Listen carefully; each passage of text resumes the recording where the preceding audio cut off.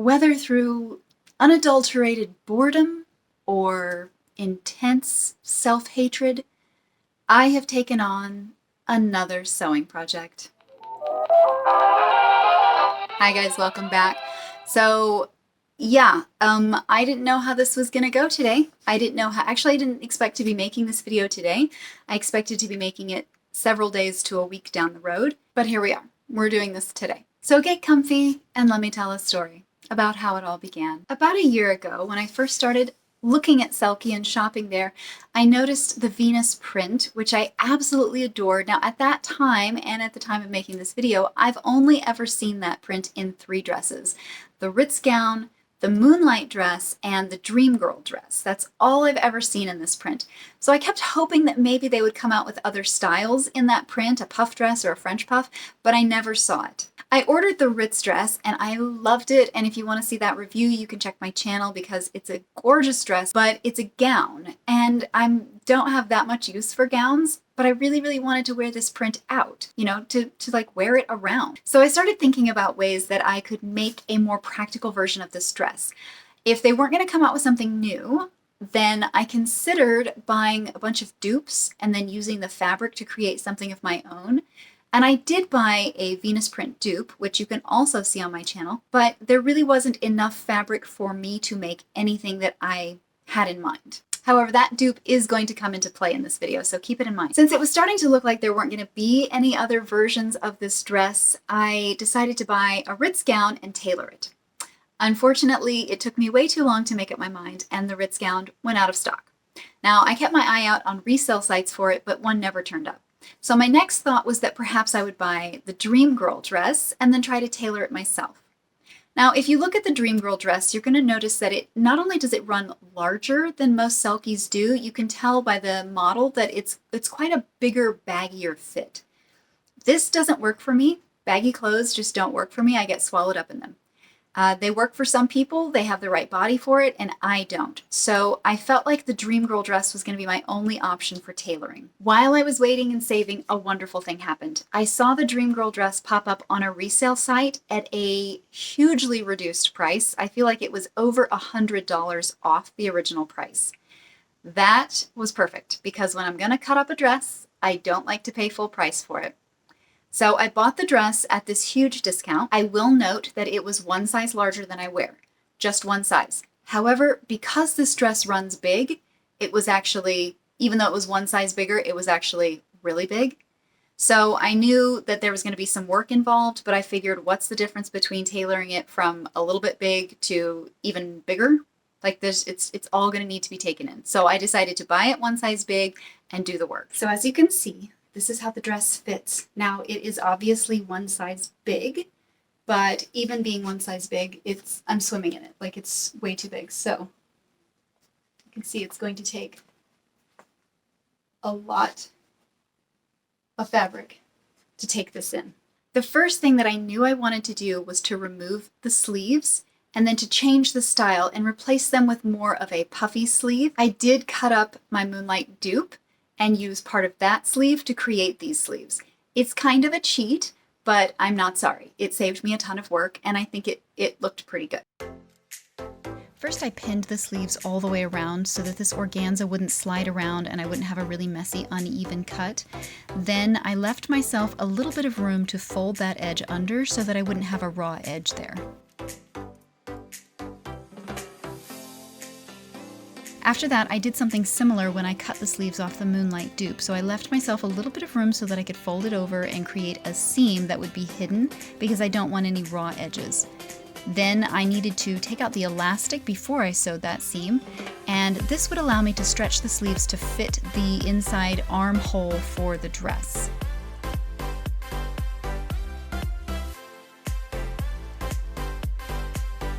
I tried several different ways attaching the sleeves. I kind of played around with it, but ultimately what I found worked the best was to take the underside seam of the sleeve and attach it to the underarm sleeve for the armhole in the dress. And then I attached it right up to about 1.5 inches, 2 inches away from the peak of the shoulder. Now at that point I ran a gathering stitch all the way around the shoulder, 2 inches, about 2 inches on either side, and I gathered that sleeve tightly to make it fit in the armhole.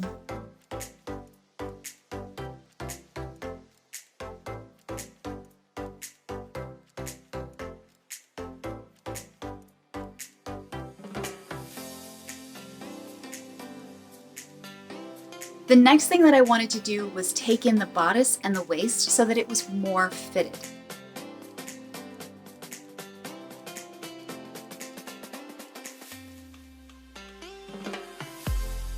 And finally, my last idea was to put a corset backing in order to really tighten and perhaps to hide my bra in the keyhole back, because that's not something that I'm just going to wear showing. It just was a feature I didn't care for. It was a very large keyhole back and it just doesn't accommodate wearing a bra, so I wanted to cover that up with a nice corset back. In order to do the corset backing, I had to measure the area where I wanted the corset to start and then all the way to the bottom of the zipper, and that was 14 inches. I then went on Amazon and I found a pre-made corset backing that came with everything I would need and actually in a color that matched the dress for under $30. As soon as the corset back arrived, I pinned it into the dress. Now, I had previously pinned the dress so that I had 5 inches taken off of each side, which was maybe a little more than I needed because I wanted there to be a gap for the corset lacing to show. It just was changing the shape of a dress in a very awkward manner, so I ended up having to abandon the idea. So before we go on, let me just show you this in case you're curious about it, because I do think I will end up using this on a Ritz dress. This is what I got. It is a satin fabric. It's 14 inches long, and of course you can get it in different lengths, so you need to measure and know what length that you need. And this has a modesty panel and then these two corset pieces, so you can do it with or without the modesty panel, but in these pieces you have some plastic boning on each side for shape, and then it also comes with the ribbon. I hit a point where I was stuck. I just couldn't move forward any further, and I had to stop. And I actually asked my husband for his advice because he is actually the one who taught me how to sew. He suggested that I take a different direction with it, and that made all the difference because the direction I was taking was going to be so much work, and I just got stuck in my head that this is the way it had to be. What I had in mind to do was take it all the way in at the back and fold it over, but it was going to end up being 8 to 10 inches. 8 to 10 inches taken in just across the back.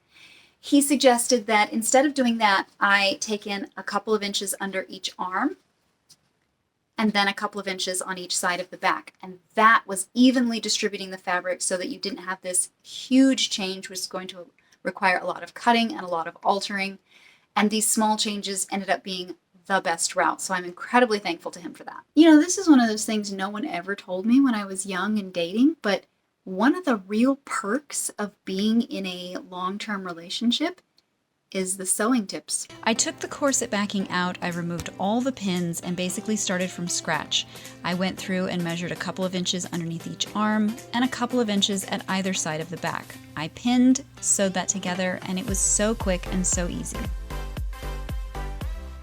I did have to undo the stitching of the bottom part of the sleeve so that I could make that adjustment. And then after I had taken that in underneath the arm, I reattached the sleeve with a little bit of a light gathering there so that it fit properly.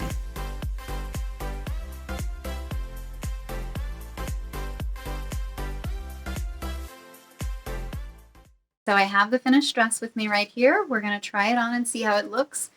I want to note that this took way less time than I thought it was going to. I really thought I was going to be working on this for days, and it turned out to be quite a simple fix. So here is the finished product. Now, it's not exactly what I thought it was going to look like when I started out making this, but it's pretty close. Close enough so that I am completely pleased with how it looks, and I don't regret starting this project. I thought we would start by showing it with a belt because this is very likely how I'm going to wear it. I need for my clothes to have a waist. When you have a pear shape like mine, and then you have a dress that just kind of is small here and then gets very wide down here, it exaggerates it, and that's not something we want. We want a balanced shape. That's what I want anyway. So I find that having a waist really balances my shape. So this is very likely how I will wear the dress, is with a belt. Right away, you're going to notice that the sleeves are way, way, way more toned down. In the beginning, they were quite high and voluminous. Now they're very toned down. And the most important part for me in toning down these sleeves was so that I could layer. I basically never leave the house without a cardigan or a jacket, and it was going to be impossible to get anything over those poofy sleeves. Now I could easily wear a jacket or a cardigan over this. Let me show you the back. So even though I didn't get to do the corset backing, I am fairly pleased with how the open keyhole back turned out. You'll notice that even though I took it in here at the waist, I started up here and then gradually tapered it down into the waist to create a smooth line. Under the arms, the lines actually came out very smooth. I'm pleased with how these look. I really couldn't have hoped for any better. Honestly, this was the best I think that this project could have gone, and I'm happy with it. So let's look at it without the belt quickly. Okay. So without the belt, you can see this still has way more shape in the bodice because it's fitted, and it's much closer around my waist, whereas before it was kind of baggy and straight down. So there was just all this extra fabric on the waist. The waist was very loose, and that is by design. It wasn't just because I was one size big. Even if I had bought my actual size, it still would have been quite baggy on the top and even baggier in the waist. So that's what I wanted to correct, and I think that I've accomplished that even without the belt. The definition is here and here. I decided to carry the seam as I, sort of folded it in only as far as the bottom of the zippers. So this attachment stops right about here, and then it just kind of naturally flows out. I did that on purpose, and I tapered it out because when you have to gather this skirt, and you can, I've done it, it can create kind of an awkward poof at the back because of all those layers laying on top of each other, unless you're willing to cut. I made it through this entire dress sewing without cutting anything except the sleeves. So I have not cut under here, I have not cut back here, I've only folded over and sewed so that at any point, should I wish to return it to its original shape, I could. Final thoughts on this sewing project. Ultimately, this is why I do this. The way that I'm feeling right now, this is why I keep putting myself through this, because I had an idea for something and I was able to make that happen. That feeling is so incredible that this is why I do this again and again. It's this feeling right now of how much I love this dress, how much I am excited to wear it, how excited I am that I was able to make it happen. This is why I do this. So even though when I'm starting these projects, and definitely until I'm about, I'd say 85% of the way through the project, I'm telling myself every single second, never again, I will never do this again, I hate this.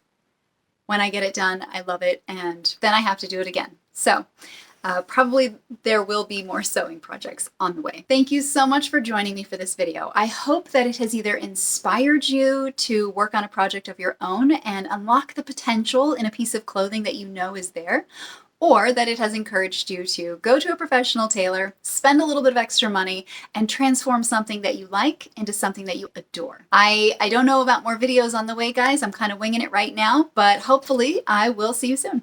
Bye, everybody.